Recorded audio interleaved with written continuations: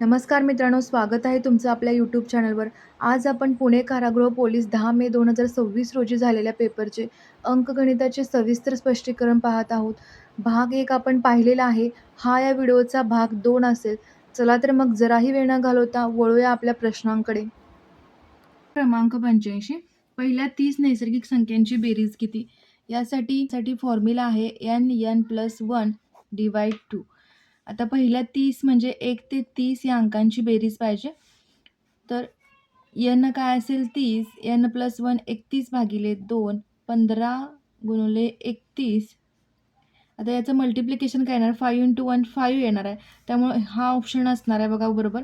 15 × 15 15 45 आणि 46 म्हणजे 465 आपलं उत्तर असेल. पर्याय क्रमांक बी आपलं उत्तर असेल. क्रमांक 86. एका त्रिकोणाच्या 2 भुजा 5 सेमी 1.5 सेमी असतील तर त्रिकोणाच्या तिसऱ्या भुजेची लांबी किती नसेल असं विचारलेलं आहे. तर ज्यावेळी त्रिकोणाच्या 2 भुजा दिलेल्या आहेत म्हणजे त्यात 5 सेमी आणि 1.5 सेमी, तर तिसरी भुजा जी असणार आहे ती काय असणार आहे बघा. तर 5 अधिक 1.5 काय असणार आहे उत्तर? 6.5 सेमी आणि 5 वजा 1.5 3.5 सेमी. आता जी तिसरी भुजा असणार आहे म्हणजे यांचे ॲडिशन केलेले एकदा सबट्रॅक्शन केलेले यांची जी तिसरी भुजा असणार आहे ती 6.5 पेक्षा मोठी नसावी, 3.5 पेक्षा लहान नसावी आणि याच्यापेक्षा ती मोठी नसावी. म्हणजे कोणते असू शकते? 3.5 पेक्षा लहान नसावी. आता ही 3.5 पेक्षा मोठी आहे, ही पण मोठी आहे, 3.5 पेक्षा मोठी आहे, पण ही 3.5 पेक्षा कमी आहे. त्यामुळे 3.4 सेमी ही भुजा नसणार आहे. पर्याय क्रमांक डी आपलं उत्तर असेल. प्रश्न क्रमांक 87. एक्स अक्षाचे समीकरण खालीलपैकी कोणते असणार आहे? आता एक्स अक्ष म्हणजे काय? तर हा आपला ग्राफ असतोय, हा एक्स असतोय, हा वाय ॲक्सिस असतोय, हा वाय ॲक्सिस असतोय, हा एक्स ॲक्सिस असतोय, बरोबर. तर एक्स अक्षाचे समीकरण काय असणार आहे? हा जो अक्ष आहे त्या अक्षाचे समीकरण काय असणार आहे? y = 0 आणि याचं समीकरण असणार आहे x = 0. कारण ह्या जर पॉईंटची आपल्याला व्हॅल्यू काढायची असेल आणि हा जर 1 असेल तर आपण लिहितोय कसं? याची व्हॅल्यू कशी लिहितोय? एक्स अक्षावरती 1 आणि y 0 असं लिहितोय. म्हणजेच काय? y = 0 पकडतोय आपण. त्यामुळे y = 0 आपलं उत्तर असेल. प्रश्न क्रमांक 88. एका स्पर्धा परीक्षेला 50 विद्यार्थी इंग्रजीत उत्तीर्ण झाले, 60 विद्यार्थी गणित विषयात उत्तीर्ण झाले, 40 विद्यार्थी दोन्ही विषयात उत्तीर्ण झाले. एकही विद्यार्थी दोन्ही विषयात अनुत्तीर्ण झाला नाही, तर एकूण विद्यार्थी किती होते? वेन डायग्रामने सुरुवातीला हा क्वेश्चन आपण समजून घेऊया. ती इंग्रजीत उत्तीर्ण, 60 विद्यार्थी गणितामध्ये उत्तीर्ण झालेले आहेत आणि 40 जे विद्यार्थी आहेत ते दोन्ही विषयात उत्तीर्ण झालेले आहेत, बरोबर. एकही विद्यार्थी दोन्ही विषयात अनुत्तीर्ण नाही, म्हणजे सगळेच उत्तीर्ण झालेले आहेत. आता आपल्याला एकूण विद्यार्थी फाइंड करायचे. फॉर्म्युला आहे आपल्याकडं n(a) हा ए असा पकडूया आणि हा बी, n(a) युनियन बी म्हणजेच एकूण विद्यार्थी किती? n(a) plus n(b) minus n(a) intersection बी. आता याची जी व्हॅल्यू असणार आहे ते आपलं उत्तर असणार आहे. n(a) आहे 50, n(b) आहे 60 आणि n(a) इंटरसेक्शन बी आहे 40. 110 वजा 40 उत्तर आपलं असेल 70. 70 एकूण विद्यार्थी आहेत. पर्याय क्रमांक डी आपलं उत्तर असेल. क्रमांक 29. खालीलपैकी अपरिमेय संख्या कोणती असा प्रश्न आहे. आता परिमेय संख्या म्हणजे काय? संख्या जी p/q फॉर्मॅटमध्ये आपण लिहू शकतोय आणि त्यामध्ये आपल्याला q ≠ 0 पाहिजे. त्याला आपण काय म्हणतोय? परिमेय संख्या असं म्हणतोय. आता ऑप्शन क्रमांक ए बघा, √16 / 25 किती येणार आहे? 4/5 म्हणजे ही काय असणार आहे? परिमेय संख्या असणार आहे, बरोबर.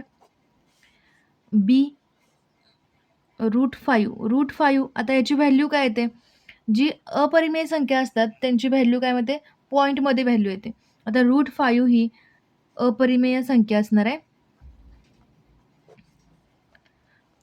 आता पाय सुद्धा काय असतं? 3.14 ही सुद्धा काय असते? अपरिमेय संख्या असते. आता √3 सुद्धा काय असणार आहे?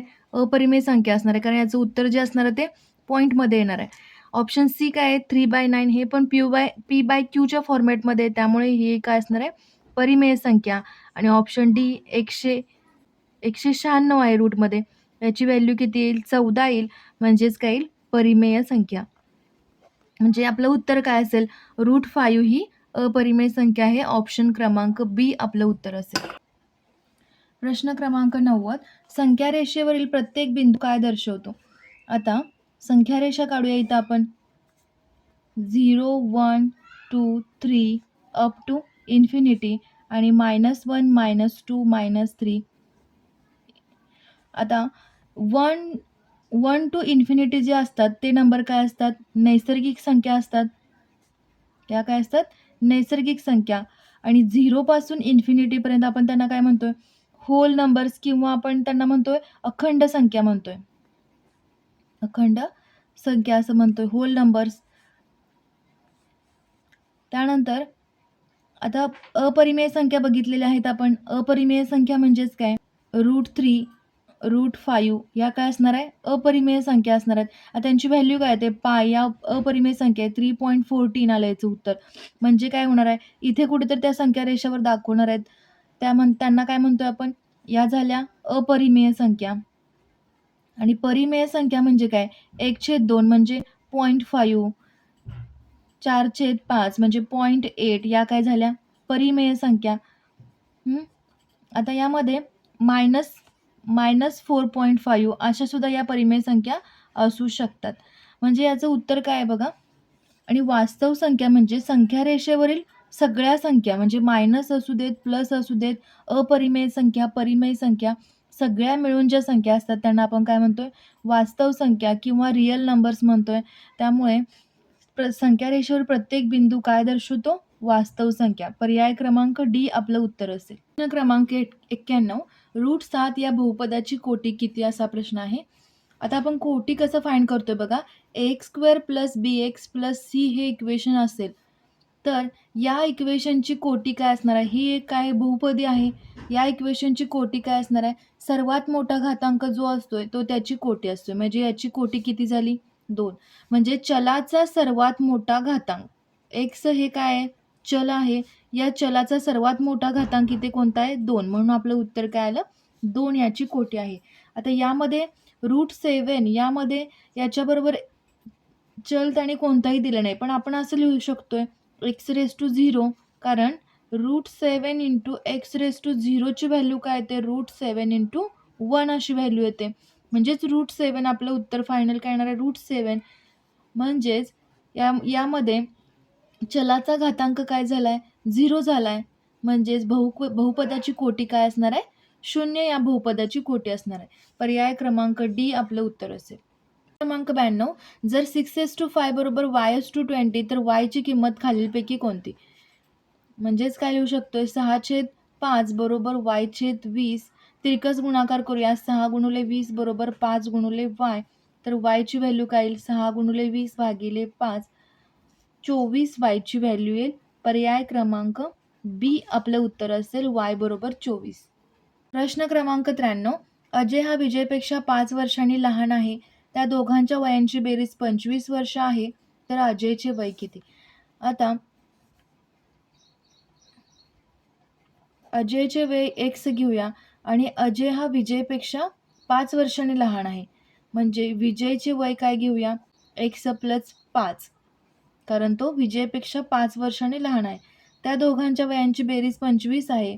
म्हणजे x + x + 5 बरोबर 25 म्हणजे 2x + 5 बरोबर 25 म्हणजे 2x बरोबर 20 x बरोबर 10. अजयचे वय काय असणार आहे x बरोबर 10 म्हणजे अजयचे वय असेल 10. पर्याय क्रमांक सी आपलं उत्तर असेल. प्रश्न क्रमांक 94 7 10 7 5 9 10 या सामग्रीचा मध्यक कोणता असा प्रश्न आहे. 7 10 7 5 9 10 हे सगळे नंबर जे आहेत हे चढत्या क्रमाने सुरुवातीला लिहूया. 5 एकदाच आहे 7 2 वेळा आहे. त्यानंतर 9 आणि 10 2 वेळा म्हणजे एकूण 1 2 3 4 6 नंबर आहेत एकूण. आता हे किती नंबर आहेत 6 नंबर आहेत म्हणजे सम नंबर आहेत. समसंख्या 6 नंबर 6 जे नंबर आहेत हे समसंख्या आहे, 6 ही समसंख्या आहे. म्हणून काय करायचं, यातले मधले 2 जे पद आहेत त्यांची ॲडिशन करायचे. 7 अधिक 9 भागिले 2. 7 आणि 9 किती होणार? 16 भागिले 2 म्हणजे 8 याचा काय असणार आहे? मध्यक असणार आहे. मध्यक असणार आहे. समसंख्या आहे. 6 ही समसंख्या आहे म्हणून. आता समजा आपण एक्स्ट्रा एक नंबर घेऊया. 5, 7, 7, 7, 9, 10, 10. चढत्या क्रमाने लिहिलेले आहेत नंबर हे. आता याचा मध्यक काढायचा. नंबर किती आहेत? 1, 2, 3, 4, 5, 6, 7. 7 नंबर आहेत. म्हणजेच काय विषम संख्या आहे. 7 ही काय आहे? विषम संख्या. मध्यक कसा काढतोय आपण? तर फॉर्म्युला असेल n+1 डिवाइड 2. आता n किती आहे? तर 7 नंबर आहेत म्हणून n 7 घ्यायचा डिवाइड 2. 8 भागिले 2 म्हणजेच काय आलं? 4 आलं. 4 म्हणजेच काय? चौथ्या नंबरची संख्या कोणती आहे? 1, 2, 3, 4 म्हणजे 7 या सामग्रीचा मध्यक काय असणार आहे? 7. ज्यावेळी विषम संख्या असते त्यावेळी ही मेथड यूज करायची आणि ज्यावेळी सम संख्या असतात त्यावेळी मात्र मधल्या 2 संख्यांचे ॲडिशन करायचं आणि डिवाइड 2 करायचं. इथे आपलं उत्तर काय असेल? 8 मध्यक. पर्याय क्रमांक सी आपलं उत्तर असेल. 95, 343, 324, 3375, 10648, 64 या संख्यामधून विसंगत संख्या शोधा. आता 343 7चा क्यूब आहे, 324 18चा वर्ग आहे, 3375 15चा क्यूब आहे, 10648 22चा क्यूब आहे आणि 64 जो आहे तो 4चा क्यूब आहे. आता सगळ्या संख्या ज्या आहेत त्या क्यूबमध्ये आहेत. फक्त जो 324 हा आहे तो वर्ग संख्या आहे. त्यामुळे 324 हा विसंगत नंबर आहे. पर्याय क्रमांक सी आपलं उत्तर असेल.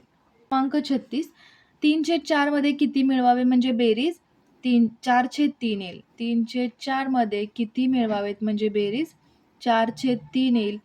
त्याचं उत्तर काय येईल? 4/3 - 3/4. तिरकस गुणाकार 16 - 9 भागिले 12 म्हणजे 7/12 आपलं उत्तर असेल.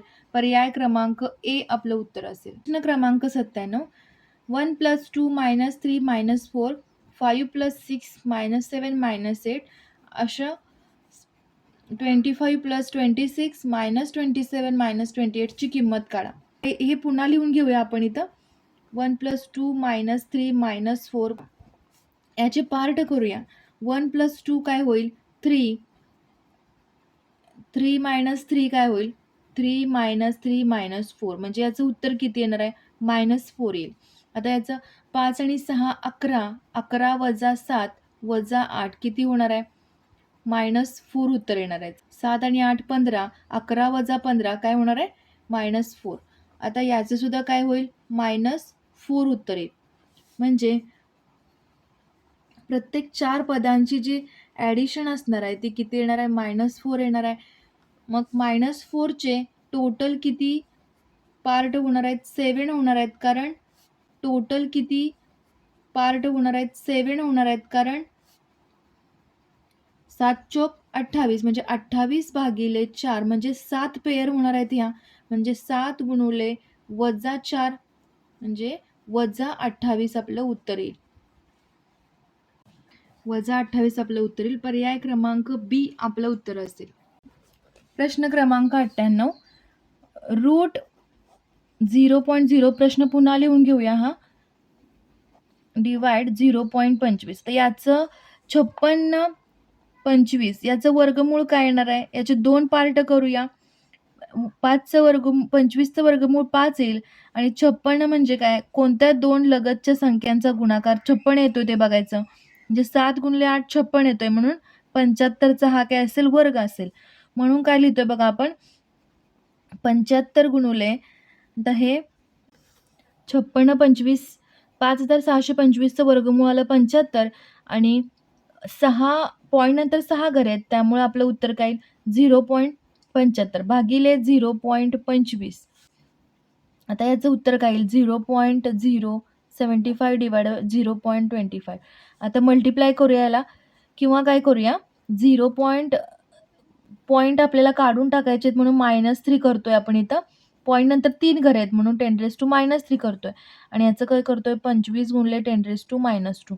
आता हे काय येणार आहे 75 गुणिले 10⁻³ आणि हे काय येणार आहे -2 असल्यामुळे वरती +2 होईल डिवाइड 25. 25 त्रिक 75. आता हे काय होईल 3 गुणिले 10⁻⁻1 होईल. घातांकांची ॲडिशन होईल.